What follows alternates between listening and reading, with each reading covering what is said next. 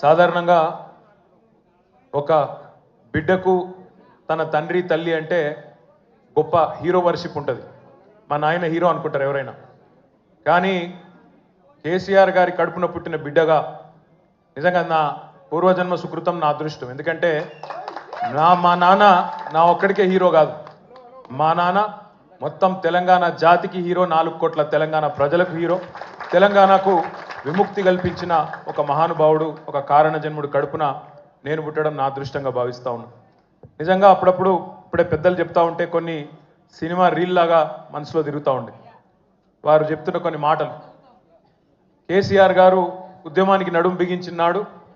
ఎన్ని ప్రతికూల పరిస్థితులు, ఎన్ని ఇబ్బందికరమైన పరిస్థితులు ఇప్పుడే పెద్దలు మస్సున్నాచారి గారు చెప్పినారు.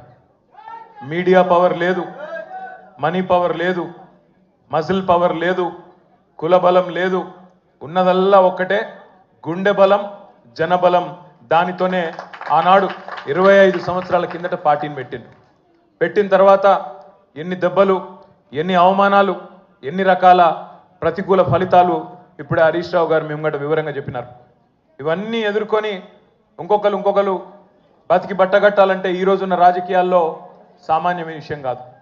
కానీ తాను తెలంగాణ అనే స్వప్నాన్ని తెలంగాణ ప్రజల తరఫున స్వప్నించి ఒక కలగని ఆ తర్వాత 25 సంవత్సరాలుగా ఈ రాష్ట్ర రాజకీయాన్ని శాసించి అల్టిమేట్గా సావు నోట్లో తలబెట్టి తెలంగాణను సాధించిన కారణ జన్ముడు మన నాయకుడు కేసీఆర్ గారు అనడంలో రెండో ఆలోచన ఎవరికి కూడా లేదు.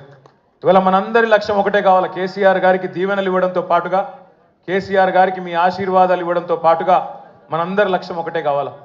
గత 14-15 నెలలుగా రాష్ట్రంలోని ఏ మూలకి పోయినా, ఏ ఊరికి పోయినా, ఏ పట్టణానికి పోయినా, ఏ మనిషిని ఒకసారి ఇట్లా కదిపినా, ఆటో డ్రైవర్ కావచ్చు, రైతన్న కావచ్చు, ఒక తమ్ముడు కావచ్చు, ఒక చెల్లె కావచ్చు, ఒక ఆడబిడ్డ కావచ్చు, ఎవ్వలను కదిపినా ఇవాళ ఒకటే మాట వినబడుతున్నది, మళ్ళీ కేసీఆర్ రావాలే, కేసీఆర్ గారు తిరిగి రాష్ట్ర ముఖ్యమంత్రి కావాలే అనే ఒకటే మాట వినబడతా ఉన్నది.